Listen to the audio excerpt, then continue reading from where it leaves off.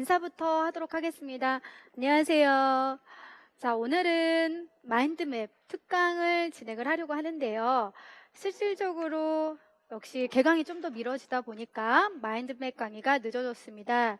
근데 마인드맵 강의는 어떻게 이루어질 거냐면 모든 내용들을 이미 기본 한번 훑어봤기 때문에 세세하게 들어가기보다는 기출에서 이렇게 해서 키워드로 해서 문제가 출제가 됐어요 라고 하는 언급하는 정도에서 마인드맵을 해드리려고 하고요. 이 마인드맵을 조금 더 편리하게 아니면 좀 활용하고자 하는 분들이 있을 것 같아서 인강생 분들에게는 A4로 업로드도 해드렸거든요. 그래서 A4 업로드해서 자기만의 스타일로 또 마인드맵 구조화를 하셔도 될 것 같습니다. 이제 저희는 PPT 자료를 1, 2월 달에 사용을 했기 때문에 PPT 자료를 통해서 마인드맵을 진행을 하도록 하겠습니다. 자, 일단 1, 2월 달 강의 계속 들었다는 전제하에 진행이 되기 때문에 머릿속에서 자기가 한 생각, 즉 내용과 제가 강의한 것을 어느 정도 일치를 시키면서 공부를 했는지 점검을 해보도록 하면서 강의를 들으면 좋을 것 같아요. 바로 시작을 하도록 하겠습니다. 정서 및 행동장애라고 하는 파트가 4가지로 이루어져 있고요. 당연히 장뜨법 플러스 임상적인 정의, 교육적인 정의를 이제 분류적인 측면에서 배울 수 있다는 게 첫 번째라고 한다면, 두 번째는 정서 및 행동장애 판별이고, 세 번째는 개념적 모델인데 이 부분은 이론적 관점이라고 하는 것으로 기출용어가 출제가 되기도 하더라. 그리고 이러한 학생들은 다양한 장애 진단, 명에 따라서 가르쳐주는 다양한 교육적인 방법도 같이 함께 언급이 되어 있는데, 특별히도 4번째에서는 장애 진단에 관련된 외연화 종류들을 중점적으로 머릿속에 기억을 하셔야 될 것 같습니다.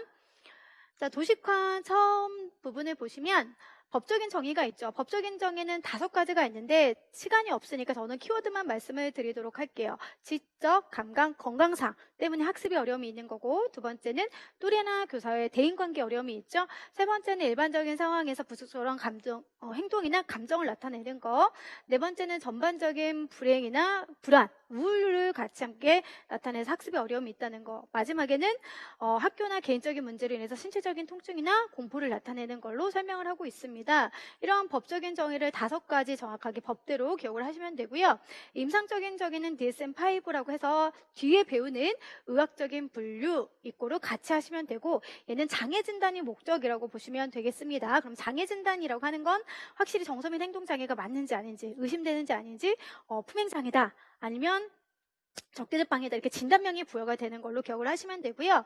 그다음에 교육적인 정의라고 했다는 건 주로 교사에 의해서 판단이 되는 건데, 이 교사가 아이들, 정서 및 행동장애 아이들이 의심이 되는 경우에 중재와 효과적인 예방적인 전략을 통해서 정서 및 행동장애로 진단되지 않을 수 있도록 해주는 그러한 정의적인 측면을 이제 생각하시면 되고요. 특히나 이러한 개념적인 정의 중에서 교육적인 관점의 교사 입장에서 본다면 주로 의심되는 아이들을 생각을 해보면 일반적인 아이들에 비해서 문제행동의 빈도도 작고, 그리고 심각성, 강도도 좀 더 깊게 들어가고, 그게 오랫동안 유지가 되면서 여러 가지 문제도 같이 동반하고 있는 것들을 설명하고 있고요. 이거는 4가지 해당하는 포용 범위라고 하는 것으로 볼 수도 있지만 또 강론에 따라서는 3가지로 보기도 하거든요. 그래서 3가지로 본다면 여기는 복합성은 삭제가 되고 3가지로 보는 내용들도 있구나. 자, 그 다음 정서 및 행동장애 분류적인 측면에서 의학적인 분류는 방금 배웠던 임상적인 정의랑 똑같은 거라고 한다면, 교육적인 분류, 행동 차원적 분류, 범주적 분류, 경험적 분류, 굉장히 강론마다 용어가 다양하다.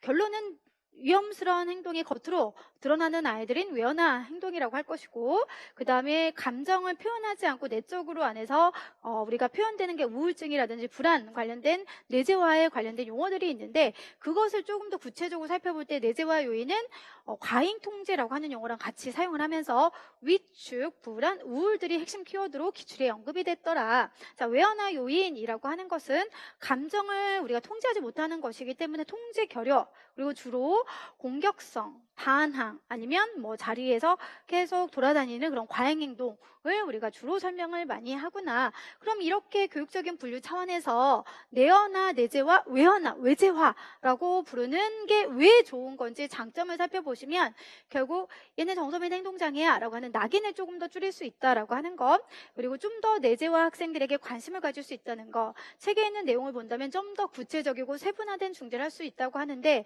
이 부분의 내용들은 결국 교사가 아이들을 분류를 한 것이기 때문에 진단되기 이전에 여러 가지 교육적인 방법들을 자세하게 아이들에게 지도할 수 있는 거구나. 하지만 단점으로 보면 동시 발생이라고 하는 거, 혹은 장애 공존이라고 해서 장애 영역이 두 가지 있는 학생이 있는가 하면 내어나와 외어나 두 가지 가지고 있는 학생들을 설명하기는 어렵다라고 보고 있지요. 자, 그 다음 두 번째 단락인 판별이라고 하는 것으로 들어가 보도록 하겠습니다. 판별 절차라고 하는 거에서 여기서는 우리는 선별의 관점으로 보시면 되고요. 선별을 한 번만 하는 것이 아니라 여러 번 하는 것이구나. 이 선별은 주로는 모든 학생, 그 다음에 소집단 개별적인 것의 큰 틀이긴 하지만 여기에서 SSBD라고 하는 것은 포커스가 외재화와 내어나 해당하는 그 아이들의 키워드가 들어가는 거고, 모든 아이들을 쭉 전반적으로 교사가 관찰했을 때 내어나로 의심되는 아이 3명, 외어나로 의심되는 아이의 3명 을 우리가 소집단으로 구성을 한다. 이 소집단으로 구성된 아이들을 토대로 위기사건 척도라든지 문제행동 총 빈도가 일반적인 아이들보다 높은 점수를 얻는다면 굉장히 의심스러운 것이기 때문에 세 번째 단계에서는 특수교사 혹은 조금 더 훈련된 관찰자에 의해서 직접 눈으로 관찰하는 방법까지를 설명하고 있구나. 이때 1차에서 2차로 넘어가고 2차에서 3차로 넘어가기 이전에 계속 의뢰하기 전에 우리는 다시 한번 중재하는 것들도 의뢰전 중재 용어도 같이 한번 살펴보시면 되는 거고요. 우리는 의뢰전 중재로 가지 않고 바로 의뢰로 간다라고 했을 때는 장애 진단으로 가는 의학적인 분류, 인상적인 정의라고 하는 것과 같이 연결해서 보셔도 되겠습니다. 이것이 시험 문제가 출제가 되지 않았지만 중요한 이유는 이 SSBD라고 하는 선별의 다단계 이 모형이 앞으로는 연속적인 행동지원 체계라고 하는 학교 차원의 긍정적 행동주의랑 같이 연계가 되기도 하고, 학습장에서 나오는 중재반응 모델과 연결이 돼서 우리가 보기 때문에 그래도 흐름으로상 우리가 각각의 단계 명칭과 내용들은 기억을 해야 될 필요가 있다라고 보는 거고요. 의뢰전 중재라고 했을 때 기출과 연결한다면 용어 쓰는 것도 있었지만 그에 대한 목적은 결국 일반 아이들을 바로 장애 진단으로 의뢰하지 않고 일반 아동에 진단받을 수 있는 그런 일반 아동을 장애로 판별할 수 있는 것을 훨씬 더 줄일 수 있다라고 하는 것을 설명하기도 하지요. 자, 세 번째는 개념적 모델에 관련된 내용인데, 그중에서 신체 생리학적인 모델, 생물학적인 모델, 의학적 모델, 부르는 용어는 다양합니다. 결국 타고난 것 자체가 문제인데 그 타고난 문제, 정서행동에 나타나는 문제는 뇌에서 분비되는 호르몬이냐 아니면 유전적으로 그런 문제를 가지고 있느냐, 이 애가 타고난 기질의 문제를 보이느냐를 살펴볼 수 있고요. 그럼 타고난 이런 성향을 기질이라고 했을 때 이 기질에서 보이는 대표적인 세 가지가 있는데, 그중에 대표적인 학자가 토마스 체스라는 학자고, 그 체스의 분류에 의한 걸 살펴보면 결국 까다로운 기질, 이꼬르 난 기질, 쉬운 기질, 아니면 더딘 기질, 느린 기질이라고 하는 것을 살펴볼 수 있더라. 이러한 기질적인 요인이라고 하는 것을 주로 저희는 지금 살펴봤고, 그 중에서도 정서민 행동장애로 의심되는 아이들은 특히 까다로운 기질을 아이를 살펴볼 수 있겠다. 그럼 이러한 아이들의 원인들을 통해서 중재할 건 결국 전문가가 중재를 하는 건데, 중재를 전문가가 식이요법이라든지 약물에 관련된 처방을 내렸을 것이다. 그것을 복용하고 있는 것을 교사가 어떻게 할 거냐죠. 교사의 역할이라고 하는 것을 본다면 결국 약물을 복용했을 때 부작용이 있는지 없는지, 아니면 이 약을 통해서 아이가 행동의 변화가 있는지 없는지를 한번 살펴보는 것으로 기억하셔도 되고요. 또 하나는 이러한 문장들이 기출에도 나와 있다라고 했기 때문에 기출 문장에서 나왔던 교사의 역할을 확장해서 공부를 하셔도 되겠습니다. 자, 그 다음 넘겨서 보시면 심리 역동적인 모델, 정신 역동적인 모델인데요. 결국 심리, 정서라고 하는 건 감정들 입구로 이어서 생각을 할 때 여러 가지 감정들, 결국 슬픔, 화, 분노, 공포, 애정, 수용, 지지, 이런 관련된 인정해주는 거, 이런 것들의 용어들인데, 특히나 우리 아이들이 각각 발달 단계마다 그런 욕구가 채워졌을 때, 그렇지 않았을 때 우리 아이들이 나타나는 정서적인 문제를 주로 정서행동자원에서 본다면 이 아이들이 화를 참지 못하거나 분노가 가득 차 있거나 아니면 물건에 대해서 집착을 보이거나 고집이 굉장히 세거나 이렇게 성격상의 문제를 보일 수 있다라는 거죠. 그런 성격상의 문제를 보이는 것들은 결국 기출문제 키워드로 본다면 심리적으로 위축이 되거나 정서적으로 미성숙하거나 혹은 각각의 욕구가 채워지지 않은 욕구 갈등이라고 하는 걸로 주로 봅니다. 또 하나 이제 나중에 선생님들이 기출문제를 보실 때 객관식 문제에서 보시면 정신내적 기능상 가정장애 뭐 이렇게 표현하는 것도 있기도 하지요. 결국 건강하게 성격을 발달시킬 수 있다라고 하는 것이 최종적인 목표인데 결국 여기서 말하는 건강한 성격은 사람 좋다. 결국 사랑도 가득하고 즐거움이 가득한 그런 사람의 모습에 정서를 갔을 수 있도록 해주는 거라는 거죠. 그렇게 하기 위해서 대표적인 중재 전략을 저희가 보는 기본 이론서에서는 집단 중재라고 하는 것과 정서교육이라고 하는 것이 있는데 기출문제를 보면 심리극이라고 하는 것도 같이 설명하고 있습니다. 특히 이제 집단 중재라고 하는 것은 예만의 문제는 출제가 되지 않았지만 집단 중심 프로그램이라고 해서 기출의 객관식에 나온 적이 있고 이거는 유사한 문제를 보이는 아이들을 집단으로 해서 이 애가 화나 공격적인 행동을 겉으로 드러나는 것이 아닌 속으로 참을 수 있도록 해주는 것으로 정서적인 순화를 할 수 있도록 해주는 것이 포인트고 이때 교사는 각각의 아이들의 의견을 청취하고 적극적으로 해당하는 문제를 질문하고 받아들일 수 있도록 해주는 무비판적인 수용적인 태도가 필요하다라고 보시면 되겠습니다.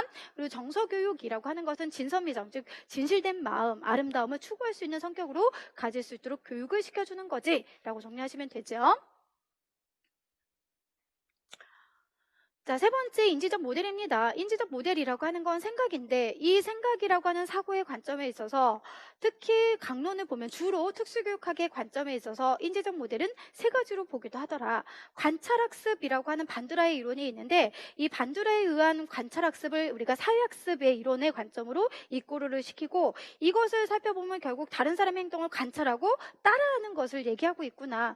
관찰하고 따라했을 때 칭찬을 받는다고 했을 때는 우리가 큰 틀에서 대리 강화 그리고 칭찬을 받자 혼나는 것은 대리벌 이렇게 생각하시면 되는데 그것을 이제 우리는 생각을 한다면 결론적으로 우리 아이가 부적절한 행동 대신 바람직한 행동을 계속 습득해서 따라할 수 있도록 만들어주는 것을 생각하시면 될 것 같습니다. 그 중에서 이러한 사회인지론 반두라의 관찰학습에 관련된 과정을 아니면 각각의 단계를 본다면 바람직한 행동 아니면 내가 좋아하는 친구의 모습을 그대로 주의 집중 관찰을 하고 그 행동들을 머릿속에 기억했다 그대로 행동을 보였을 때 친구들이 칭찬해주거나 강화를 시켜주는 거 그럼 나는 그 행동에 또 다시 한번 따라할 수 있도록 반복해서 일어나는 이런 행동들이 나타나는데 주로는 관찰학습, 대리강화라고 하는 것이 주로 기출이 키워드로 출제가 되었기 때문에 선생님들께서는 A라는 학생의 문제행동 즉 이거를 간단하게 좀 더 쉽게 설명을 해드리면 인지이론이라고 했을 때 기출문제를 생각하면서 설명해 드리도록 할게요. 원기라는 학생을 교사가 따뜻하게 상호작용하면서 칭찬도 원기의 행동에 대해서 적절하게 바람직한 행동 칭찬해 줬습니다. 그것을 본 다른 친구들이 또 다른 현장 학습에서 원기를 도와주는 모습을 봤다는 거죠. 그랬더니 교사가 또 칭찬해 줬습니다. 그렇다면 이러한 강화를 바람직한 행동이 또 일어나기 위해서는 또 결국은 바람직한 행동이 나타나는 뭐 이러한 방식으로 기억을 하시면 되는데요. 우리가 이러한 관찰학습이라고 하는 것을 바람직하게 따라할 수 있도록 해주는 게 대표적인 모델링이고 이것을 영상 속에서 따라할 수 있도록 해주는 게 비디오 모델링이라고 보시면 되겠습니다. 그리고 이제 기출문제를 보시면 이러한 기본적 모델링, 여기 나오는 비디오 모델링이라고 했을 때 주로는 기본적 모델링이라고 해서 다른 사람의 친구나 선생님의 바람직한 모습을 따라하는 것이 일반적이었지만 조금 더 이제 서적에는 아니면 기본서에 있는 내용을 본다면 자기 스스로의 모습을 영상으로 보는 자기 비디오 모델링도 있었었고요. 학습자의 관점에서 과제를 수행하는 모습을 보여주는 세 번째에 있어서 관점 비디오 모델링, 네 번째 이것을 토막토막 좀 더 장면마다 연결해서 보여주는 비디오 촉진이라고 하는 것이 있습니다. 이 둘의 최종적인 장점이라고 했을 때 주로 기출에서는 습득에 굉장히 효과적이다라고 하는 걸로도 설명하기도 하죠. 그 다음에 인지결함이라고 하는 거 안에서는 두 가지를 강론에서는 설명을 하더라. 첫 번째에 있을 때는 다양한 생각을 하지 못하는 거, 해결적인 방법의 생각을 하지 못하는 거, 두 번째는 초인지를 활용하지 못하는 것을 주로 설명을 하고 있지. 그러면 우리는 이렇게 아이들의 행동에 나타나는 변화를 보고 다양한 생각을 할 수 있도록 지도하는 방법은 앞으로 문제 해결 훈련이라고 관리라고 하는 것과 연결해서 볼 거고, 그 다음에 초인지를 조금 더 활용할 수 있도록 생각을 조금 더 깊이 하고 계획하고 얘를 통해서 조금 더 반성하면서 또 다른 평가를 할 수 있도록 해주기 위한 방법에서는 자기관리라고 하는 것을 사용을 하는 거구나. 그럼 문제해결 훈련이라고 하는 것은 어떻게 지도해 주는 걸까라고 본다면 이 아이가 가지고 있는 문제를 인식하고 정의한다는 거죠. 결국 친구가 나를 쳐다볼 때는 친구를 나는 때린다는 것이다. 공격적인 행동이 한 것이다. 뭐 이렇게 문제를 정의하고 인식하는 것이 있다면 두 번째, 그러면 어떻게 해야 될까? 그대로 때리는 건 옳지 않으니까 어떻게 하면 좋을 건지 다양하게 생각을 해보는 대안 사고가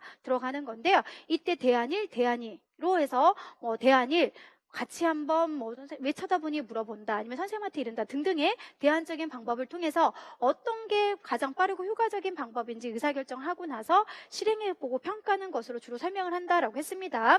그 다음에 여기 나와 있는 자기관리라고 하는 거에 있어서는 큰 틀에서 우리가 4가지 관점으로 일단 또 뻗어야 된다는 거죠. 뻗어야 된다는 내용 안에서는 자기교수가 있다. 교재에는 자기교수라고 하는 것의 대표적인 5단계가 있는데 그 5단계에서는 교사가 먼저 인지적 모델링 시범 보여주면 학생이 관찰하는 게 첫 번째고, 두 번째에서는 외연적 안내구나. 이 외연적 안내, 외적 안내라고 하는 내용들을 보면 아이가 과제 수행을 할 때 옆에서 교사가 큰 소리로 과제 수행 단계를 말해주고 있죠. 세 번째에서 우리가 말하는 외연적 자기 교수는 결국 과제 수행할 때 큰 소리로 아이가 말을 했을 때 교사는 관찰하고 피드백해주는 거고, 네 번째 자기 교수 용암이라고 하는 파트에서는 작은 소리 아니면 속삭이듯이 아이가 과제 수행을 한다면 교사는 역시 관찰하고 피드백해주고, 마지막에 내연적 자기 교수라고 하는 것을 볼 때 얘가 속으로 말하는 연습을 과제 수행할 때 속으로 말하는 것을 실시하는 것으로 생각하시면 되겠습니다. 이제 플러스 자기 진술문과 같이 해서 연결을 해서 본다면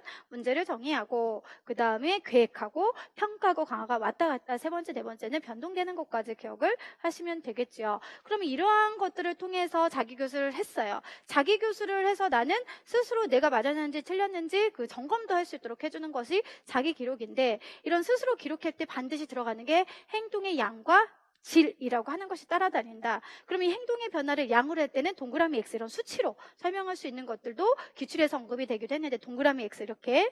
그렇다면 이러한 자기 기록이라고 하는 것을 할 때 왜 효과적인지 이꼬르 특성이라고 본다면 내가 기록했던 내용을 보고 반동 효과라든지 아니면 구체적인 피드백, 결국 행동의 변화를 가져오는 건데 이 행동의 변화는 조금 더 긍정적인 방향으로 변화가 올 수 있겠고요. 더불어서 이렇게 자기 기록이라고 하는 것을 하도록 하기 위한 지도 방법을 볼 때에는 처음에 아이의 목표 행동을 선정을 한다. 그러면 이 목표 행동을 선정을 하고 나서 선생님들이 기록 방법을 동그라미로 할 건지 X로 할 건지 이런 방법을 선정하고, 세 번째에서는 이것을 교사가 시범을 보여주고, 네 번째에서는 이 아이가 스스로 기록할 때 잘하는지 아닌지 감독하고 피드백해주고, 마지막에 스스로 기록할 수 있도록 해주는 것이 설명되어 있지. 그다음에 이제 자기평가라고 하는 것은 자기 기록을 하고 난 후에 선정된 준거에 부합해서 이제 비교하는 거잖아요. 그래서 우리가 주로 양미애 교수님 책에 보면 몇 개 이상 맞을 때 잘한 거, 아니면 뭐 보통인 거, 아니면 못함 이런 식으로 얼굴 표정으로 나오는 것도 있거든요. 그래서 준거에서 항상 비교하는 것이 자기평가이고, 이것도 자기 점검하고 흐름은 똑같습니다. 문제 행동에 우리가 선정을 해서 정의를 한다고 한다면 이제 선정된 기준, 준거라고 하는 것을 우리가 두 번째 단계에서 하는 거고요. 세 번째는 그 준거에 의해서 교사가 시범 보여주면 아이가 스스로 할 수 있도록 해줄 건데, 이때도 스스로 평가를 하지 못하기 때문에 교사는 감독하고 피드백하고 나중에는 아무런 도움 없이 할 수 있도록 해주는 내용이 있기도 합니다. 그리고 자기 강화는 저희는 넘어가도록 할게요.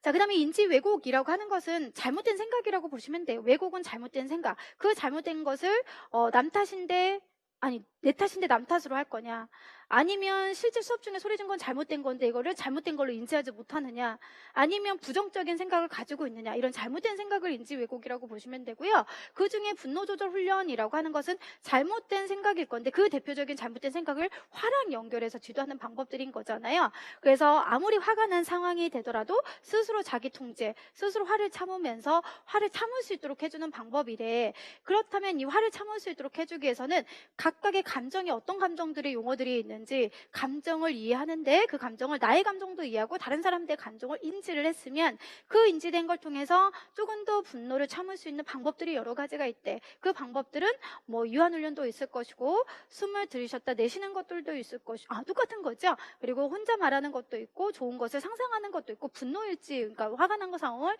일지로 작성하는 것도 있고 그것을 실제 적용해 보는 것으로 분노 조절 훈련이라고 하는 것도 있대. 귀인 이론이라고 하는 건 귀인 성향이다. 반드시 얘가 성향이기 때문에 머릿속에는 내적이냐 외적이냐라고 하는 것이 있어야 되고 내적인 건 행동의 결과 시험을 잘 봤든 못 봤든 이 결과를 우리는 나의 즉 내적인 통제소로 해줘야 되는 건데 그 결과에 있어서 남의 탓으로 주로 보이는 것이 기출문제의 예시로 많이 출제가 되고 있다.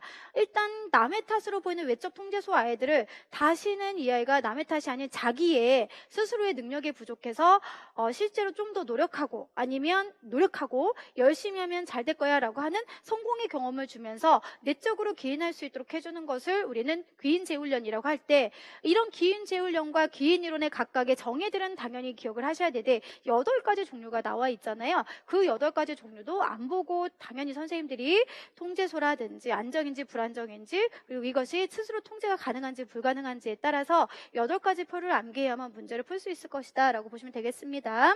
그 다음에 합리적 정서행동 치료라고 하는 건 비합리적인 걸 말 그대로 합리적으로 해준다는 포커스는 인지적 재구조화다. 그럼 이러한 인지적 재구조화를 하기 위한 교수적인 대표적인 방법이 무엇일까? 그게 합리적 정서행동 치료인 거고요. 이 합리적 정서행동 치료는 ABC로 이루어지거나 ABCDE라고 하는 기법을 사용하는데 ABC로 이루어졌다면 B가 비합리적인 거에서 C가 비합리적인 결과로 나타나는 거, 합리적인 신념을 가지고 있을 때 합리적인 결과로 나타나는 것이 같이 함께 기출문제에 있었었고요.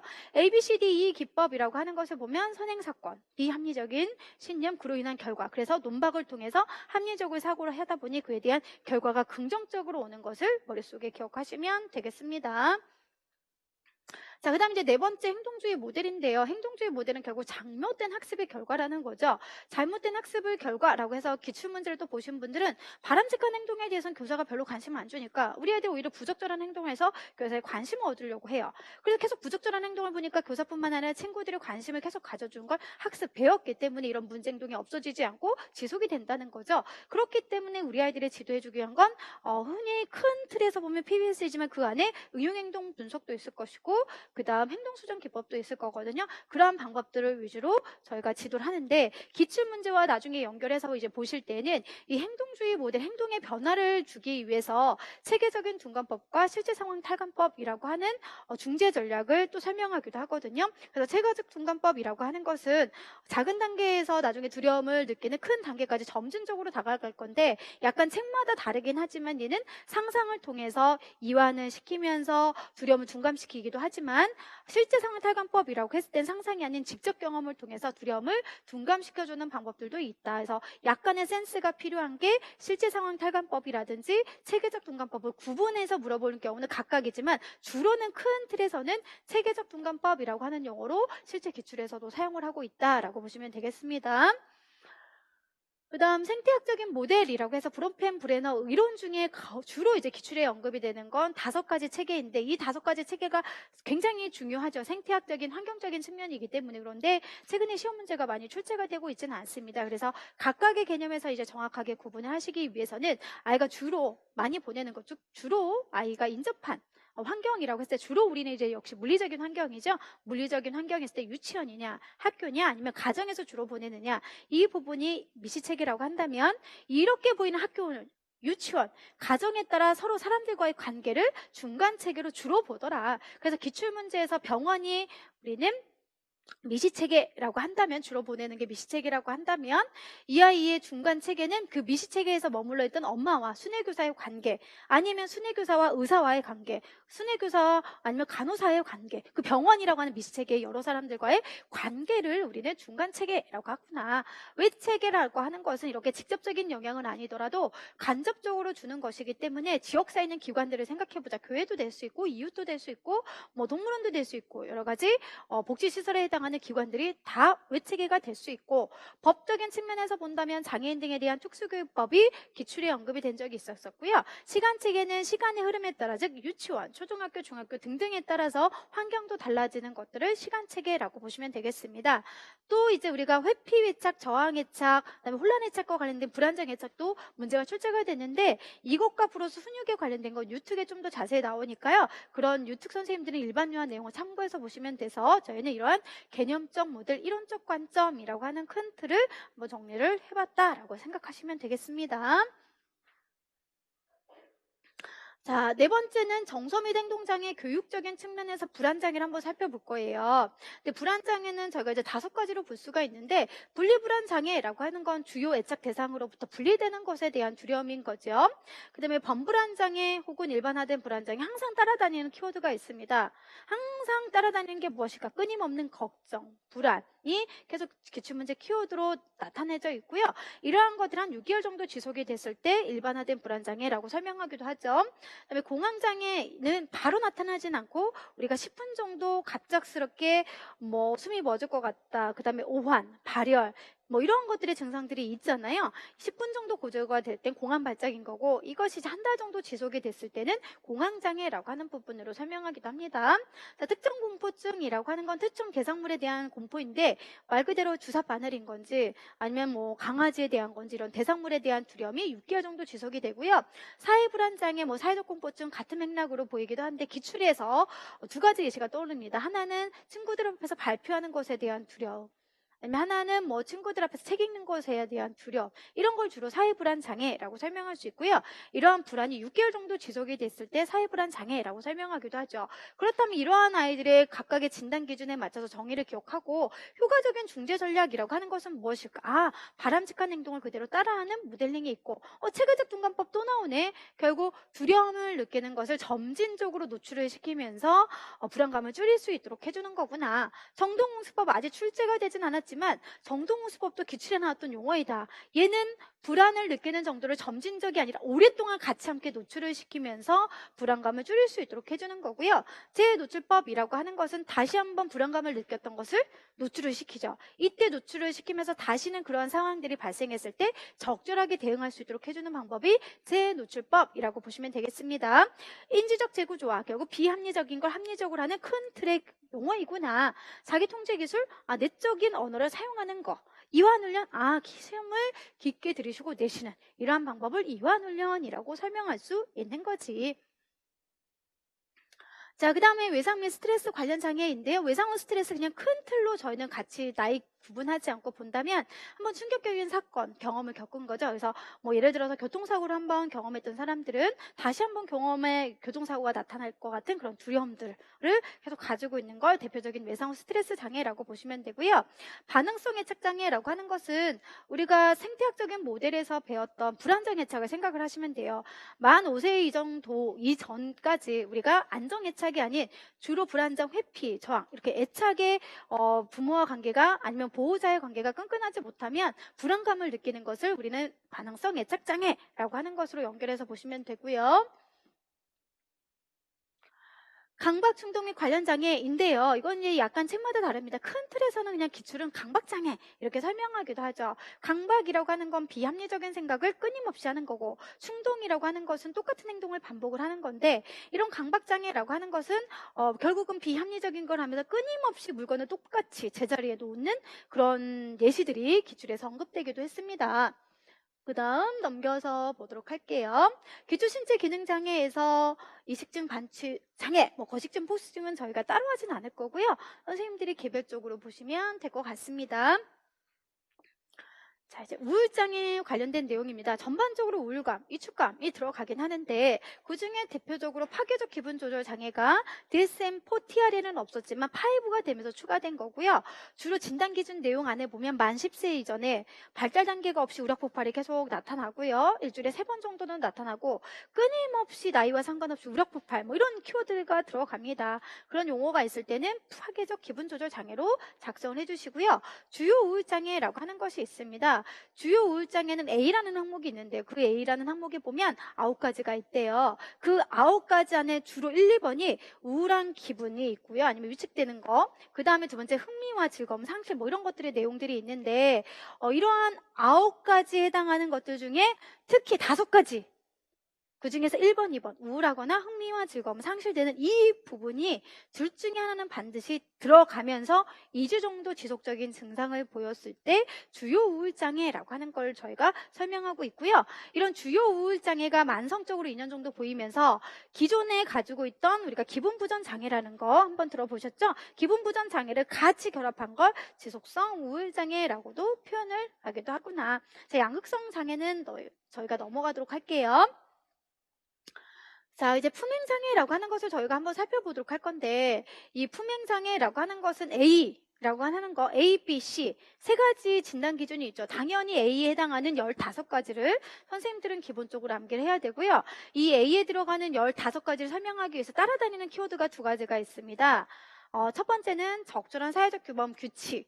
그 다음 두 번째는 다른 사람의 권리를 침해, 위반하는 행동들이 있어야 된다는 거죠. 그런 권리나 다른 사람의 권리를 위반하거나 아니면 규칙을 어기는 것들이 15가지 중에 3가지 정도가 1년 이상 지속이 되어야 되고 그 중에 한 가지가 6개월 정도 또 지속을 보이는 걸 우리는 품행장애라고 설명할 수가 있습니다. 그 중에서 대표적인 게 공격성, 세사 및 기물파괴, 사기 및 도둑질, 심각한 규칙 위반이라고 하는 것들이 있고요. 이 안에 15가지는 선생님들이 당연히 이제 기억을 하셔야 될 것 같고 부수적으로 저희는 이제 기출과 또 연결하다 보면 적대적 반항장애와 비교하면서 물어보잖아요. 적대적 반항장애와 품행장애 차이점은 결국 뭘까? 적대적 반항장애는 반항을 하고 화를 수시로 내고 그 다음에 시비를 걸거나 이런 행동들이 있긴 해. 하지만 결국 적절한 규칙, 규범이라든지 다른 사람의 권리를 침해하지 않는 것이 적대적 반항장애만이 가지고 있는 특징이라고 보시면 되겠습니다. 여기에 해당하는 내용들은 당연히 여러 번만 강조를 합니다. 기억을 하셔야 될 것 같고요. 중재 전략에 나와 있는 것들은 사실은 기출의 키워드로 나왔던 것보다는 선생님들이 큰 틀에서는 다 환경적인 부분과 연결해서 부모를 교육해야 된다 아니면 학교도 같이 함께 여러 가지 지역사회도 교육해야 된다라고 하는 관점이니까 개별적으로 한번 읽어보시면 될 것 같고요. 저희는 주의력 결핍 과잉행동 장애라고 하는 측면으로 가보도록 할 거예요. A에서 여기 나오는 E까지인데 우리가 가장 중점적으로 보는 건 A입니다. A가 A1이 있고 A2가 나뉘어져 있고요. A1은 부주의에 관련된 부분, A2는 과잉행동 충동성에 관련된 내용이고요. 이 부주의에 관련된 항목이야. 그 다음에 광해행동 충동성에 관련된 내용이 9가지가 있습니다. 그런데 여기서 나오는 이 A라고 하는 항목을 보고 기출문제에 따라서 약간은 다르게 출제가 될 수 있다는 거죠. 부주의만 특성을 쭉 나열하고 부주의에 해당하는 9가지 중에 6가지가 6개월 정도 지속이 된다. 그럼 우리는 부주의 우세형이라고 하는 걸로 표현할 수 있고요. 과잉행동 특성의 9가지 중에 6가지를 쭉 나열을 하고 그 다음에 이게 6개월 정도 지속이 된다라고 한다면 과잉행동 충동성 우세형 이 2가지를 복합적으로 나타내서 복합형은 6개월 정도 지속이 될 때 용어를 쓰기도 하죠. 일단 이 3가지 유형을 머릿속에 기억하시되 더불어서 그러면 이러한 이제 주의력 결핍 과잉행동 장애라고 하는 것을 진단하기 위해서 B에서는 만 12세 이전에 해야 된다고 하고 그 다음에 C에서는 적어도 2곳 이상 나타나야 되고 학업, 직업에 심각한 기능을 초래하고 다른 장애로 설명하지 않은 게 이렇게 설명하기도 하잖아요. 그러면 결국 이러한 내용들의 진단 기준은 당연히 기억을 해야 되는데 실제 시험 문제를 보니까 진단 기준을 외워서 작성하기보다는 또 포티알과 비교해서 문제가 출제가 되기도 했었죠. 그중에 이제 비교를 해보면 포티알이 했을 때는 7세 이전이었지만 이제 5 버전에서는 12세 이전이라고 해서 나이가 변화가 된 거. 두 번째는 아동과 관련된 내용들이 주로였는데 청소년기에 해당하는 진단, 성인기에 해당하는 그런 내용의 진단 기준도 추가가 된 것. 또 하나 또 다른 강론들을 보면 기존과 다르게 진단 기준 5에서는 항상 주의점 이런 것들의 용어들도 들어가기도 하더라라고 체크해 보시면 되겠습니다. 자, 그 다음에 특장애와 기타 장애라고 하는 것이 있는데요. 특장애라고 하는 것의 내용에서는 일단 머릿속에 음성하고 운동이라고 하는 걸 기억을 하셔야 됩니다.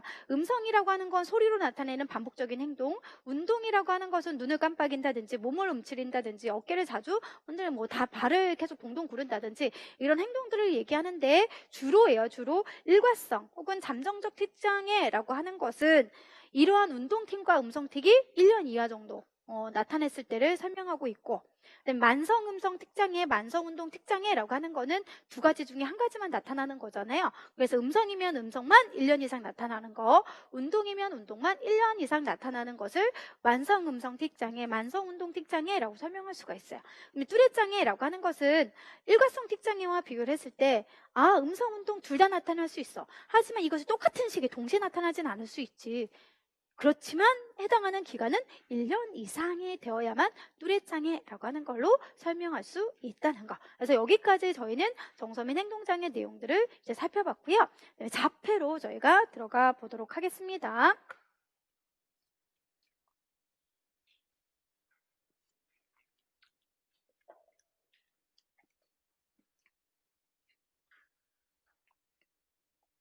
자폐 스펙트럼 장애는 네 가지 파트로 분류를 했는데요. 자폐 스펙트럼의 장애 정의에서 저희는 두 가지 관점으로 볼 겁니다. 첫 번째는 장애인 등에 대한 특수교육법에서 설명하고 있는 거, 두 번째는 DSM-5에서 설명하고 있는 거. 그리고 자폐 스펙트럼 장애 특성이라고 하는 부분을 보면 사회적 상호작용, 의사소통, 혹은 인지 이런 것들을 대표적인 자폐 특성이라고 볼 거고요. 그 다음 그러한 특성에 맞춰서 우리가 교육을 할 건데, 하나는 인지적인 관점에서 교육을 하는 방법, 또 하나는 기술적인 측면에서 교육을 하는 방법으로 나아가려고 해요. 주로 인지적인 것은 상황에 사고를 먼저 변화를 시켜주는 것으로 상황 이야기라든지 연재만화, 파워카드 이런 것들을 설명할 것이고요. 기술적인 접근이라고 하는 건 행동주의 관점으로 생각하시면 되거든요. 그런 관점에서 좀 더 증명된 교수 방법들이 쭉쭉쭉 나열된 걸 저희가 한번 체크해 보도록 하겠습니다. 장애인 등에 대한 특수교육법을 이제 보시면 사회적 상호작용과 의사소통의 결함이 나타나 있다고 하고요. 제한적이고 반복적인 관심과 활동을 보인다라고 하는 것으로 설명하고 있죠. 그 다음 DSM-5를 보기 이전에 포티알이라고 하는 것과 저희가 또 비교를 해볼 수가 있는데, 포티알 내용을 이제 공부하신 분들은 과거에서는 우리가 범주적 접근이라고 했는데 이번에는 차원이라고 하네. 범주라고 하는 것은 우리가 그래도 자폐 범죄에 들어가는 장애 영역이 있었다는 거거든요. 그때는 아스퍼거도 있었고요. 자폐도 있었고 소화기 분개성 이런 범주에 해당하는 명칭들이 있었지만, 이러한 특성들을 구분하기가 굉장히 스펙트럼이 다양하기 때문에 저희는 차원의 틀이라고 하는 거에서, 차원이라고 하는 거 이제 자폐 스펙트럼 중에서도 1수준이냐 2수준이냐 3수준이냐라고 하는 틀로 변화가 되었다라고 보시면 되겠습니다. 그리고 또 하나는 레트 장애, 기본적으로 염색체와 관련된 건데, 기존에 얘는 자폐 범주성에 포함이 되어 있지만 5가 되면서 이 범죄에 포함되지 않고 삭제가 되었던 게 이제 특징이라고 보시면 되고요.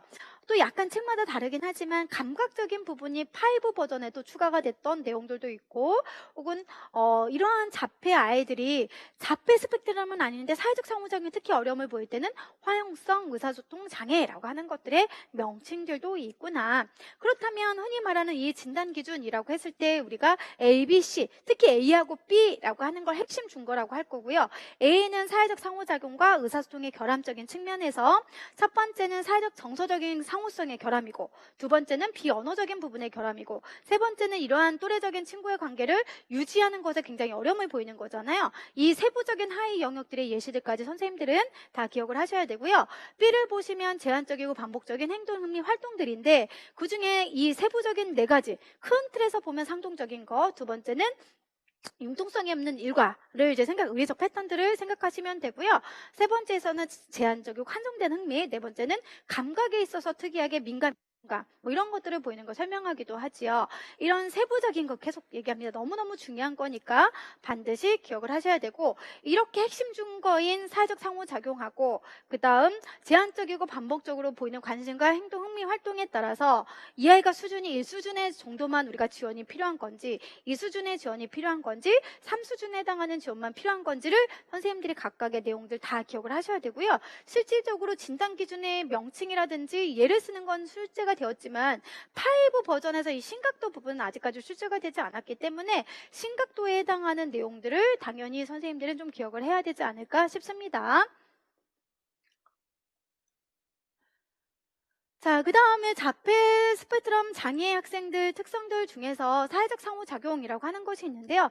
당연히 사회적 상호작용, 의사소통, 친구들 관계 어렵겠죠. 그런데 여기에서 중점적으로 다루고 있는 것은 크게 공동관심 정도로 이제 보시면 되고요. 같이 함께 사물이나 활동에 관심을 가져주지 못하기 때문에, 그러니까 아이들이 관심을 보이지 않기 때문에 우리는 같이 함께 관심을 가지면서 보여줄 수 있도록 해주는 중재 전략이 꼭 자폐에서만 언급하진 않고 의사소통 장애라든지 나중에 보안대책에서도 이제 언급이 되고 있기 때문에 저희는 공통 관심이라고 하는 것이 일단 이때 정도만 이제 언급하고 넘어갔던 것 같습니다.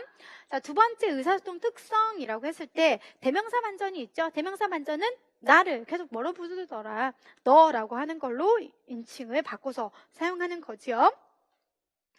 온유학적인 측면, 초분절적인 측면, 운소, 비분절은, 초분절적 요소, 굉장히 용어는 다양하다. 하지만 이것에 따라다니는 거, 번역, 해석 너무 어렵다면 그냥 기출도 본다. 기출과 근거에서 억양강세 높낮이의 변화가 없는 것들의 문제를 보이는 게 운율학적 측면이라고 보시면 되고요. 그다음에 반향어라고 하는 것은 다른 사람이 했던 말을 그대로 따라하는 거죠. 그 다른 사람이 했던 말을 우리가 바로 따라하면 즉각 반향어가 되는 거지만 한참 지난 후에 똑같은 말을 반복하는 것은 지연 반향어라고 할 수가 있다. 조금 더 앞으로 이제 공부를 하시면 즉각 반향보다는 그 지연 반영에 나오는 기능들이 또 있습니다. 그 기능들을 기출을 연결해보면 똑같은 말이긴 하지만 요구하기 기능이 있을 수도 있고 아니면은 얘가 자기 통제의 지시적인 의미로 사용할 수 있는 기능들도 있으니까요. 기출에 나온 정도는 반드시 그래도 체크를 해보셔야 될 것 같습니다. 자, 인지발달 특성이라고 하는 것으로 들어가 보도록 할게요. 인지발달 특성이라고 했을 때 첫 번째는 마음이론입니다. 이번에도 시험 문제가 출제가 되긴 했지만 사실 어려운 내용은 아니죠. 상대방의 마음을 이해하지 못하기 때문에 발생하는 거라고 합니다. 그럼 상대방의 마음을 이해할 수 있도록 해주기 위해서 책에서는 교수 방법으로 프로그램을 얘기하고 있는데요. 이 프로그램은 정서를 이해시키면서 활동을 하는 거냐, 마음을 이해하면서 틀린 조망과 연결해서 하는 거냐, 약간은 프로그램의 내용이 다르긴 하지만 결론적으로 프로그램이라고 하는 관점에 있어서는 특히 이 부분은 일반 유아에서도 조금 더 깊이 들어가는 걸로 알고 있습니다. 마음이론 플러스 조망 수용 이런 것까지 해서 일반 유아 기준으로 더 많이 언급이 되기 때문에 특수 입장에서는 결국 다른 사람의 생각이나 마음을 이해하지 못하는 정도의 개념 정도로만 이제 선생님들이 정리하시면 되고요. 또 다른 중재 전략은 교수 방법에 나오는 프로그램보다는 앞으로 이제 공부하는 사회적 상황 이야기라든지 연재 만화, 파워카드, 사회적 도해라고 하는 관점으로 선생님들이 중재 전략을 연결하시는 게 훨씬 더 도움이 많이 될 것 같습니다. 자, 그다음에 이제 실행 기능이라고 하는 것이 있는데요. 실행 기능은 앞에서 정서 및 행동장에서 배웠던 무엇과 똑같은 거예요. 초인지와 똑같은 개념이고요. 결국 실행을 하려면 내의 전제 부분에서 어떻게 하면 효과적인 실행지 계획을 해야 되고 그 계획에 따라서 융통성 있게 계획이 변경되면 변경된 부분을 융통성 있게 바꿔야 되고 이런 사소한 변화에 있어서도 유연성을 가지고 있어야 되는 건데 아이들이 그러한 능력의 부분에 있어서 어려움을 보인다는 거죠. 그래서 이런 실행 견합이라고 하는 것에 문제를 보이는 아이들에게는 대표적인 겁니다. 주로예요. 주로 박명희 교수님 책에서는 구조화된 교수라고 하는 것을 설명하고 있지만 반드시 그것만 있는 건 아닐 수 있겠죠. 그래서 주로는 같이 연계해서 설명하고 있더라. 그래서 이번에 시험 문제 초등에 있어서도 초인지와 관련된 실행 기능의 이유 근거에서 쓰는 게 문제가 출제가 되기도 했었네요. 중앙응집 능력 부분 집중, 즉 부분 집중을 하기 때문에 이 아이가 조금 더 전체적인 관점을 이해하지 못하는 거잖아요. 그런데 이제 이 부분 집중이라고 하는 것은 결국 전체적인 것보다 일부에 집중을 하는 것 자체도 어떻게 봐라, 강점으로 봐라 라고 하는 것이 교수적인 방법인 거고 이 강점을 이용해서 효과적으로 지도해야 된다라고 하는 건데 사실은 너무 기출문제에서도 전체적인 것보다는 부분 일부라도 아니면 부분적인 거에 집착하고 이런 게 이제 노골적으로 드러나기도 했었습니다. 그래서 결국은 기출에 나오는 전체적인 것보다는 부분에 집착하는 거 정도로 이해하시면 될 것 같네요. 자, 네 번째는 감각 특성인데요. 감각 특성도 중등만 빼고 초등하고 유아에는 문제가 출제가 됐던 것 같아요. 감각 체계라고 했을 때 우리는 대부분 오감을 생각하시면 되고 시각, 청각, 촉각 등등이 있고 그 외 고유 수용 감각, 전정 체계까지 설명하고 있는 게 박명희 교수님 책의 내용인데 이러한 감각적인 것들을 조금 더 크게 두 가지로 분류할 수 있다는 거죠. 굉장히 민감하게 반응을 보이는 아이들이 있고 아무리 자극을 주어도 둔감하게 보이는 아이들이 있는데 주로 기출문제에서는 민감 반응이라고 하는 거의 사례로 감각 특성을 쓰는 게 문제로 출제가 되기도 했었습니다. 그리고 특히 이러한 아이들을 지도하는 환경수정 전략이라고 하는 건 예시가 각각 겹쳐지는 것도 있고 그렇지 않은 것도 있지만 주로 민감적인 반응을 보이는 아이들은 반대로 어떻게 해주면 될까요? 민감적인 걸 좀 더 둔감화 시켜주는 거고, 둔감적인 아이들은 계속 민감하게 자극을 좀 더 강하게 주는 방법들로 언급을 하기도 하지요. 그런 부분들을 저희가 이제 생각을 하시면서 문제를 풀 때 그래도 주요 기출문제에서는 간단한 용어 정도 쓰는 게 초등에 출제가 됐다라고 체크하시면 되겠습니다. 자, 이제 중재 전략이라고 하는 걸로 들어가려고 해요. 중재 전략을 보면 상황 이야기, 사회적 상황 이야기, 아니면 사회적 이야기 다 똑같은 말인데, 사회적인 관계를 조금 더 유지할 수 있도록 하기 위해서 저희가 이야기 책으로 만들어서 제공을 해주는 거잖아요. 그래서 목적이라고 하는 거 결국 이야기 책으로 저희가 상황 이야기라고 하는 것으로 만들어주면서 목적, 결국 상대방의 마음도 이해하고 그에 관련된 상황도 이해할 수 있도록 지도하는 게 목적으로 설명하고 있습니다. 그런 것이 결국 목적이 장점이 같이 연결이 될 수 있다는 건데, 그러면 이렇게 상황도 이해하고 마음도 이해할 수 있도록 해주기 위한 단계가 어떻게 이루어졌는지, 첫 번째는 주제를 선정하면 되는 거죠. 이 아이가 어디 부분에서 가장 어려움을 보이는 건지. 그래서 기출 내용을 보면 수업 중에 바른 자세로 수업에 듣는 것도 있었었고요. 아니면 객관식 문제에서는 병원에서 적절한 행동하는 것도 있었었고요. 이렇게 부적절한 아니면 어려움을 보이는 상황에 맞춰서 주제를 선정하면 어떻게 문장으로 나누어서 지도할 건지 이제 정보 수집을 하면 돼요. 근데 이때 정보 수집을 하기 위해서는 선생님들이 어떤 문장으로 가르쳐 줄 건지도 알아야 그 문장에 맞춰서 이야기를 작성을 할 거 아닙니까? 그래서 크게는 두 가지 관점으로 설명하고 있네요. 설명문의 유형이 있고요. 코칭문의 유형이 있는데, 설명문의 유형이라고 했을 때 6하 원칙에 근거한 설명문 이라고 하는 것 혹은 기술문이라고 하는 것이 있고요. 주로 감정에 관련된 좋아할 것이다, 싫어할 것이다, 뭐뭐하고 싶어한다 라고 하는 것에 해당하는 관점문, 관조문, 조망문에 관련된 내용도 있고요. 이것은 매우라고 해서 확고하게 주장하는 확정문이라고 하는 것을 주로 설명문의 하위 유형으로 보시면 되고요. 코칭문이라고 하는 것을 보니까 청작 코칭문이라고 하는 것이 있대요. 청작 코칭문은 실질적으로 지시문과 같은 맥락이긴 한데 결국은 아이들에게 기대하는 것이 문장 속에 내포되어 있다라고 보시면 되고요. 팀원 코칭문이라고 하는 것은 주로죠. 역시 팀원이라고 하는 것이기 때문에 누군가의 도움을 받아서 협조적으로 도움을 받아서 할 수 있도록 수행할 수 있도록 해주는 것이 있구나. 자기 코칭문이라고 하는 것이 있는데, 자기 코칭은 어렵게 생각하지 말아라. 그냥 우리는 무엇과 연결하면 된다. 자기 교수라고 하는 것과 연결하면 되더라. 그래서 선생님이 수업 중에 집중을 하려고 한다면 예전에 그 집중하는 방법에 대해서 회상을 하고 그것들을 언제 어디서든지 선생님 말이라면 집중할 수 있도록, 회상하면서 집중할 수 있도록 해주는 것들을 주로 자기 코칭문이라고 하는 관점에서 설명하고 있고, 이 자기 코칭문 안에서는 장점도 두드러지게 설명하고 있지. 결국 자기 교수, 자기 통제.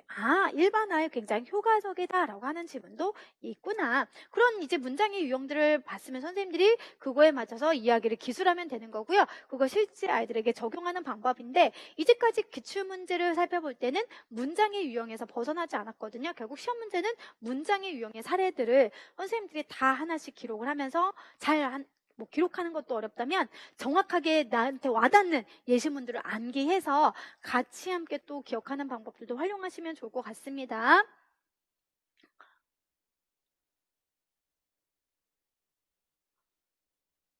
자, 이제 짧은 만화 대화, 연재 만화 대화 부르는 건 또 역시 다른데요. 결국 만화로 상황과 상대방의 마음을 이해할 수 있도록 지도를 하는 겁니다. 그럼 만화라고 하는 것을 제공해 줄 때 주로예요. 주로 이제 강론이나 책을 보면 8컷의 만화 이렇게 설명하기도 하고요.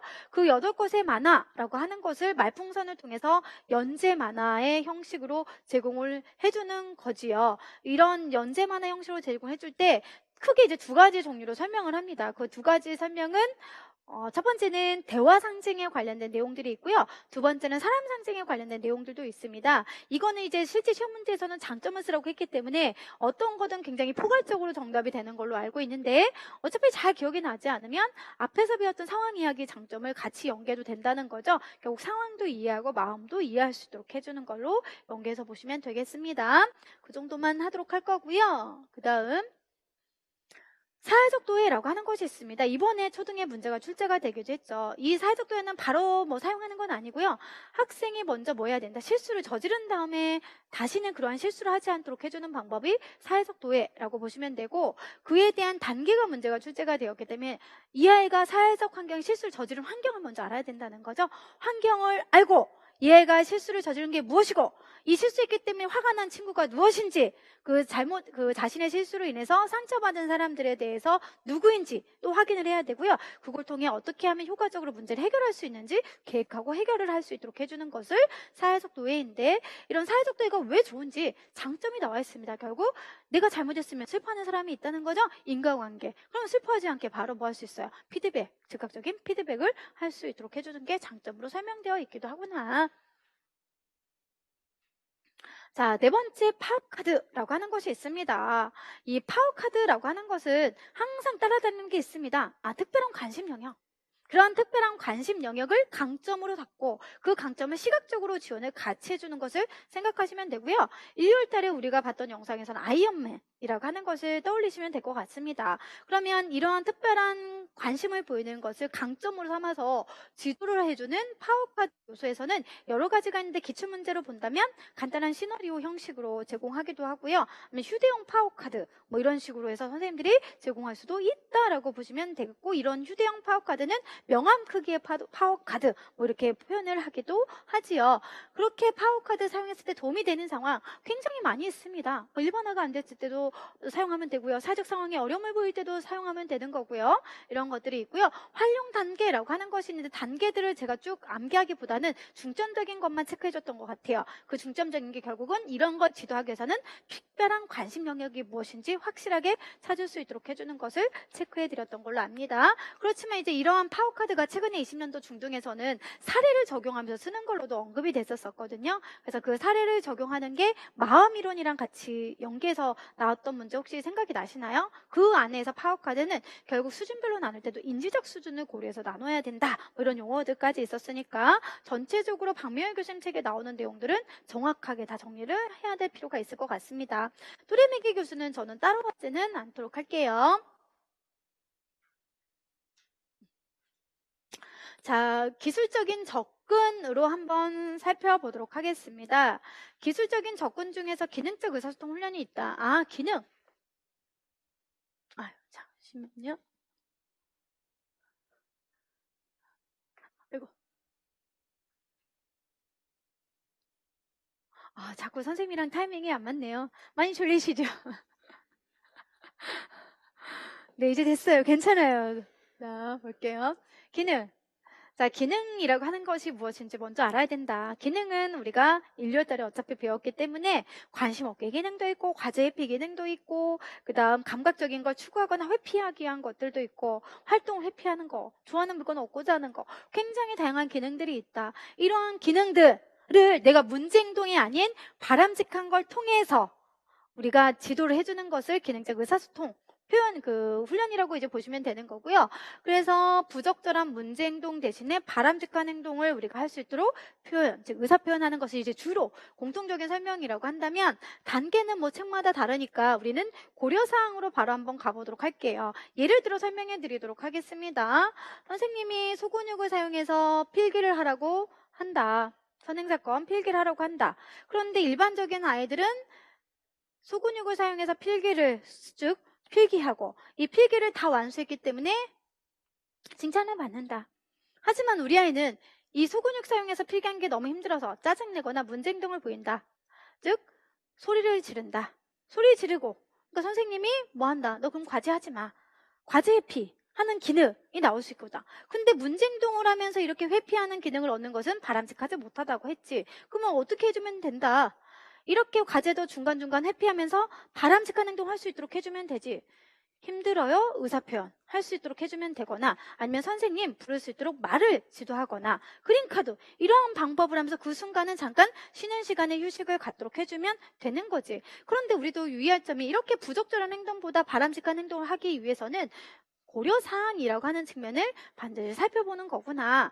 빠르고 쉬워야지 효율성인 게 있는 거고요. 모든 사람들이 이렇게 선생님 아니면 그린카드라고 하는 걸로 표현하는 것을 받아들일 수 있도록 하고, 이거는 낯선 사람이든 친근한 사람이든 쉽게 이해할 수 있도록, 우리가 인식할 수 있도록 해주는 고려한 점들을 봐야 되는 건데, 아까 첫 번째 방법으로 선생님 어려워요 라고 하는 걸로 직접 말하는 거, 지도하는 거, 아니면 어렵다는 표시를 그린카드로 표현하는 거, 두 가지 중에 둘 다 바람직하지만 빠르고 쉬운 것은 살펴보면 결국은 반응의 효율성 측면에서는 2번이 될 수 있다는 거죠. 그럼 이런 반응의 효율성인 측면에서 강론을 좀 더 본다면 5가지를 고려한다고 합니다. 즉 노력이라든지 결과의 질, 강도, 그 다음에 결과 일관성, 결과의 즉각성, 처벌기원성의 경험이 없어야 되는 것까지를 설명하고 있다는 거죠. 이것까지가 올해 다 시험 문제로 출제가 되기도 했다라고 보시면 되겠습니다.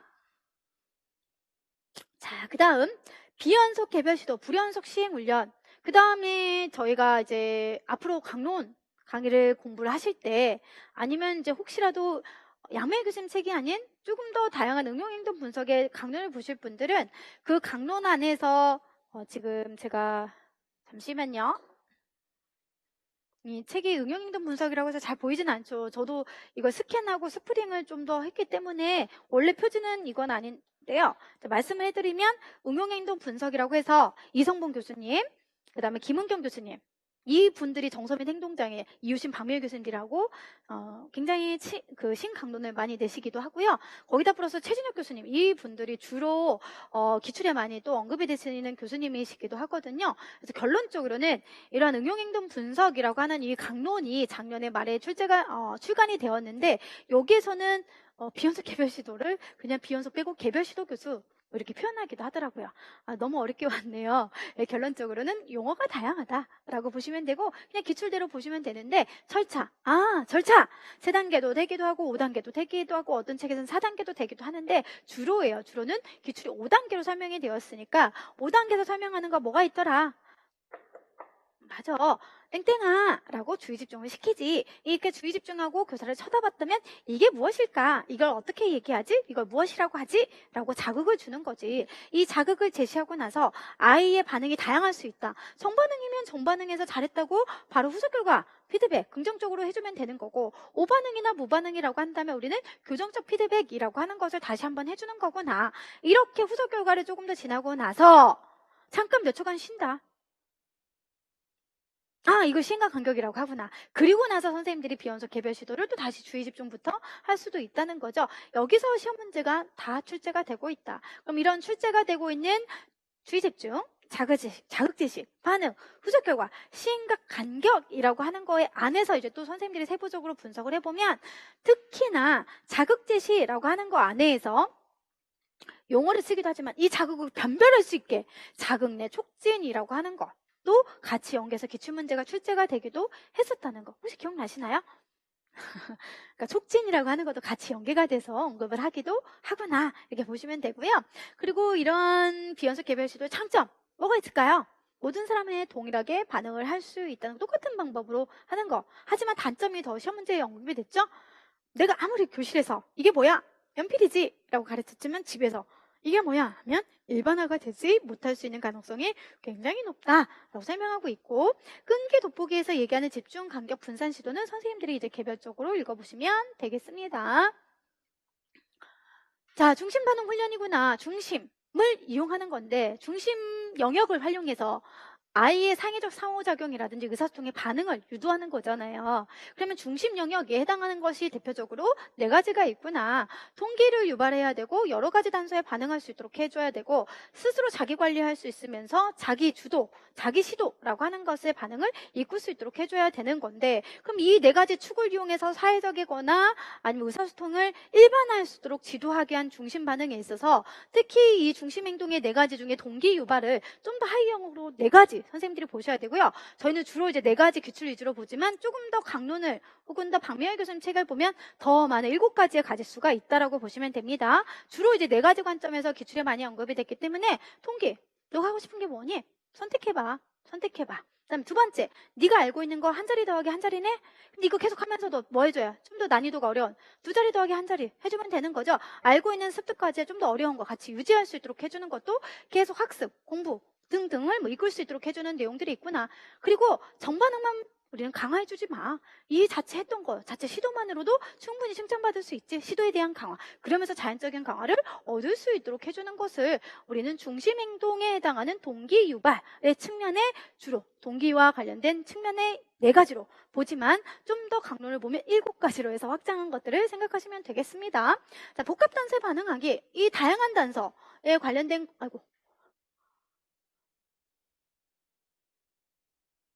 복합단서의 반응까지를 지금 유도를 하는 거잖아요. 반응하게끔 유도를 하는데 여기서 복합단서 이게 뭘까요?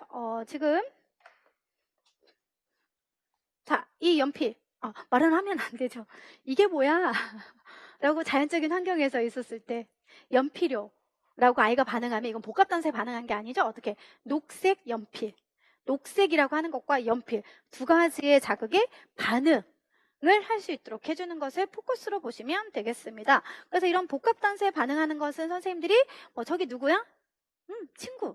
친구가 무슨 옷을 입었어? 빨간색 옷을 입은 친구. 거기다 또 빨간색 옷을 입은 아니면 머리를 길게 한 아니면 머리를 묶은 이렇게 해서 좀 더 구체적으로 단서들을 확실하게 선생님들이 반응할 수 있게끔 만들어주는 걸로 기억을 하시면 되겠습니다. 자기관리, 자기교수, 자기점검, 자기 강화, 큰 틀에서 이런 틀로 이제 연결하시면 되고요. 자발적 시도행동이라고 하는 것은 2가지 관점으로 기억을 하셔야 될 것 같습니다. 먼저 박미영 교수님 책에서 주로 본다면 사회적 상호작용을 아동이 스스로 자발적으로 한다는 거죠. 그래서 자발적으로 시도를 먼저 하는데 이때 주변에 있는 사람 이게 뭐야? 라고 해서 질문하는 형식들 아니면 이런 관심을 끌 수 있도록 해주는 것을 주로 사용하는 거라면 자기 시도, 자기 주도 반응 책의 내용들 보면 결국 무엇이더라? 같이 겹쳐지긴 합니다. 이게 뭐야? 같이 노는 질문 플러스 어려움이 있을 땐 도움을 요청할 수 있도록 해주는 것을 스스로 도움 요청해서 반응할 수 있도록 해주는 게 중심반응 훈련이구나 라고 체크하시면 되겠죠. 자, 그림 교환 의사소통 체계인데요. 이 그림 교환 의사소통 체계도 저희는 여기 나오는 적용 방법, 단계라고 하는 걸 위주로 한번 살펴보려고 해요. 그림을 주면서 그림 카드를 주어서 얘가 나중에는 최종적으로 그림만 교환해서 의사소통하는 것이 아닌 스스로 말도 같이 함께 하면서 사용할 수 있도록 해주는 봐라 잡아라의 효과적인 방법인 그림 교환 의사소통 체계는 첫 번째 단계가 뭘까요? 첫 번째 단계가 그림 교환의 개념을 알도록 해주는 거죠. 그럼 그림 교환의 개념을 알도록 해주기 위해서 먼저 얘가 선호하는 것이 무엇인지 선호하는 물건들을 파악을 하셔야 될 것 같습니다. 선호하는 물건들을 파악을 했어요. 그러면 이 물건을 파악을 했고 그 사물과 관련된 그림을 성인 2명이서 계속 교환하는 것을 연습을 해주는데요. 이때 신체적인 촉진은 가능하지만 절대 언어적인 촉진은 해주지 않는 것이 주의할 점으로 나와 있습니다. 자, 그럼 이렇게 마주보고 있는 상황에서 사물하고 그림을 계속 교환을 배웠다면 조금 더 우리가 뭐 해줘요? 거리를 넓혀주지요. 그래서 거리를 좀 더 넓혀줘서 스스로 원하는 물건들, 선호하는 물건을 얻고자 했을 때는 스스로 떼서 교사나 아니면 부모에게 줄 때만 또 선호하는 강화물을 얻는 것들을 생각하시면 되겠습니다. 그래서 이 부분이 이번에 신문제가 유특에 나왔을 때 좀 더 거리를 좁게 해서 이렇게 노골적으로 나왔지만 결국 거리를 늘려서 내가 원하는 물건이 자발적으로 떼어다가 성인한테 아니면 교사한테 주면은 선호하는 물건을 얻는 그런 관점이 2번째라고 이제 보시면 될 것 같고요. 그리고 이거는 약간 책마다 다르긴 한데 여기에서는 이제 주로예요. 주로 꼭 거기서 중재하는 중재자는 꼭 한 사람이 아니라 여러 사람이 또 일반화가 될 수 있도록 사람을 바꿔서 하는 것도 있고 또 하나는 사회적 강화제도 같이 함께 사용해주는 방법들도 설명하기도 합니다. 그 다음 3번째는 그림 식별에 관련된 건데 여기서 그림 식별을 해주기 위해서는 목적이 선호하는 것과 선호하지 않는 걸 구별을 시켜주면서 해주는 거잖아요. 그래서 사물은 빠지고 선호하는 장난감과 선호하지 않는 장난감을 놓고 선호하는 것을 식별할 수 있도록 해주는 건데 주의할 점을 보면 이거를 똑같은 자리 위치에 주면 안 된다는 거죠. 그래서 그림카드의 자리를 자주 바꿔줘야 된다라고 하는 것도 설명하고 있습니다. 그리고 나서 질문에 반응할 수 있도록 그러니까 4번째 단계는 문장을 완성할 수 있도록 해주는 거죠. 그래서 예를 들면 과자 주세요라고 하는 것을 계속 그림카드로 요구를 했다면 선생님들은 과자뿐만 아니라 또 다른 다양한 빵 주세요 아니면 우유 주세요라고 하는 식으로 문장으로도 완성하게끔 이제 지도하면 되는 거. 그 다음 5번째 질문에 답을 할 수 있도록 지도하는 거죠. 그래서 질문에 대답을 해서 얘가 반응할 수 있도록 해주는 건데 특히 5번째하고 6번째는 헷갈리는 부분도 있습니다. 결국 뭘 줄까? 뭐뭐요? 라고 하는 걸로 그림 교환을 해도 되고 자발적으로 해도 되지만 6번째 단계는 그림에 대한 내용, 플러스 또 다른 내용까지 설명까지도 이제 들을 수 있다는 거죠. 예를 들어서 뭘 줄까? 과자요? 라고 그림카드든 말로 했다면 너 지금 뭘 보고 있니? 뭘 보고 있니? 라고 해서 그 보고 있는 것까지도 설명하는 방법이 팩스에 대한 가장 중요한 설명이기도 하다라고 체크하시면 되겠습니다. 네. 자폐 마지막이네요. 여기까지 하고 저희는 쉬는 시간 갖도록 할 건데요. 구조화된 교수라고 하는 것이 있습니다. 구조화된 교수를 물어보는 내용이 약간 차이가 있을 수 있어요. 그냥 구조화된 전략을 써라 라고 하기도 하고요. 티치 프로그램에 근거해서 4가지 요소 중에 쓰라고 하기도 하고, 결국 구조화된 유형은 여러 가지가 있을 수 있는데 그 중에 이제 티치 프로그램을 많이 물어보니까 티치부터 한번 설명해 드리도록 할게요. 물리적인 구조화, 나중에 저희는 공간적 지원과 같은 개념으로 보기도 하죠. 환경적인 거구나. 주로 말하는 걸 보면 경계선, 소음, 뭐 아니면은 뭐 자리 배치, 뭐 접근성 이런 것들을 얘기하고 있지요. 이러한 것들이 물리적 구조화라고 설명하고 있다면, 즉 일과의 구조화, 시각 스케줄, 일과표, 굉장히 번역은 다양하다. 이번에도 문제가 출제가 되는데 이렇게 시간표는 우리가 반드시 어떻게 해줘야 된다? 예측하게 해줄 수 있도록 해주는 것이기 때문에 불안감을 훨씬 더 줄여줄 수 있는 장점으로도 연계를 해서 설명을 하기도 합니다. 그런데 이제 조금 더 공부를 좀 하신 분들은 이런 시간적 지원이라고 하는 거 안에서도 뭐 시간 수용 전략, 완료, 지침 뭐 이런 것들도 있는데요. 그거는 이제 선생님들이 기출은 아직 언급이 되지 않았으니까 개별적으로 따로 이제 보시면 될 것 같고, 그 다음에 과제 조직화라고 하는 것이 있어요. 과제 조직화, 과제를 처음부터 마지막까지 완수할 수 있도록 해주는 게 과제 조직화, 과제 조직이고, 이걸 좀 더 다른 말로 본다면 절차적 지원하고 똑같은 건데 결국 과제 분석이라고 하는 걸 통해서 과제를 완수하는 거구나. 그래서 흔히 우리가 공룡을 접으려고 한다면 공룡을 안 보고 접을 수가 없으니까 공룡을 접는 방법을 순서대로 그림 1번 어떻게 접어라, 2번 어떻게 접어라. 그래서 공룡의 작품을 완성을 했습니다. 그게 과제 조직화, 즉 시각적인 단서 플러스 절차적인 것과 마찬가지로 하나의 작품을 완성을 했습니다. 근데 이걸 이제 너 혼자 해. 스스로 할 수 있도록 해주는 것을 우리는 작업 시스템이라고 설명할 수 있고요. 이 스스로 독립된 작업을 통해 완수할 수 있도록 하기 위해서 우리가 견본품을 앞에다 놓고 또 뭐예요? 시작하는 것은 왼쪽, 그 완성한 품은 오른쪽에 계속 담아가면서 과제가 끝났음을 알 수 있고, 이때 교사의 역할이라고 하는 건 계속 이걸 연습할 수 있는 기회를 제공을 해주는 것들이 또 설명이 되기도 합니다. 이런 과제 조직화 이꼬르 작업 시스템 이꼬르 작업 체계는 사회적 지원과는 또 별개인 거죠. 그래서 티치라고 했을 때는 물리적인 환경, 일과의 구조화인 시간표, 그리고 과제를 순서적으로 해서 최종적인 과제를 완수할 수 있도록 해주는 거, 그 완수한 걸 토대로 숙달을 통해 스스로 독립적인 스스로 작업, 과제를 할 수 있도록 해주는 게 작업 시스템이라고 본다면, 공간적 지원 겹친다고 했고요. 시간적 지원, 일과의 구조화랑 겹친다고 했습니다. 절차적 지원, 과제 조직화 겹친다고 했어요. 하지만 여기서 말하는 사회적 지원이라고 했을 때 상호작용 관점이기 때문에 흔히 이제 또 강론을 보시면 반응적 상호작용, 그래서 교사나 성인과의 적절한 상호작용이 있어야만 아이가 훨씬 더 구조화된 교수에서 사회적 상호작용 플러스 과제에 있어서 완수의 능력이 높아질 수 있는 것이다 라고 보시면 되는 거고요. 실질적으로 시험 문제에서는 최근에 교수환경 측면에서 공간, 시간, 절차라고 하는 거 안에서 특히 뭐 진정 영역 이라고 하는 것이 초등에 나왔잖아요. 그리고 뭐 시간에 관련된 시간적 지원이라든지 이건 이제 예측할 수 있도록 해주는 것과 연결해서 언급이 됐기 때문에 이 부분이 특히 기출에 자주 나오는 거거든요. 그래서 박명희 교수님 책에 나왔던 말 그대로 완료 지침, 뭐 대기, 시간 수용 전략 뭐 이런 것들을 또 다시 한번 세부적으로 점검할 필요가 있을 것 같습니다. 자, 그리고 이제 공동행동 일과라고 하는 것인데, 공동행동 일과는 모든 학생, 2명의 이상의 학생들을 놓고 사회적인 거라든지 의사소통 능력을 향상시켜주는 것이다 라고 보면 되죠. 그래서 매일 아침 뭐예요? 아침에 수업 시작하기 전에 안녕하세요, 안녕하세요 해요.